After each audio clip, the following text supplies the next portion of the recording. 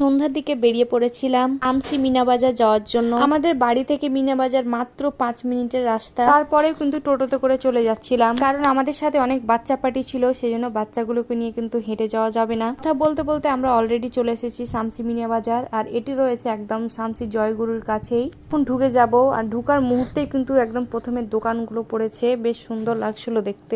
ঢুকার সাথে সাথে কিন্তু দোকানগুলো আগে থাকে, দোকানগুলো দেখে চলে আসলাম সামনের দিকে। সামনেই বড় নাগরদোলনাটা দেখছিলাম, আর ভয় লাগছিল করে এত বড় নাগরদোলনায় সবাই ওঠে জানি না। এখানে দাঁড়িয়ে দাঁড়িয়ে দেখছিলাম, আমার দুটো বোন কিন্তু নাগরদোলনায় অলরেডি ওরা চেপেছে, সেজন্য দাঁড়িয়ে দেখছিলাম আর ওদেরকে হাই করতে বলছিলাম। আর ওদের কিন্তু নাগরদোলনায় চেপে ভীষণই খুশি, আর ওরা একটুও ভয় পাচ্ছিল না। আর আমরা ভাবলাম যে আমরা তো নাগরদোলনায় উঠতে পারবো না, ট্রেনেই উঠে পড়ি। এদিকে আমার মাসির ছেলেরা বাচ্চা পাটি নিয়ে সবাই আমরা ট্রেনে উঠে পড়লাম। ট্রেনে উঠে যে এতটা ভালো লাগছিল কি বলবো, সত্যি আনন্দ অনেক হচ্ছিল। ট্রেনে উঠে পুরো মিনা বাজারটা ভীষণই সুন্দর লাগছিল দেখতে, আর আমি একটু ভিডিও করে নিচ্ছিলাম।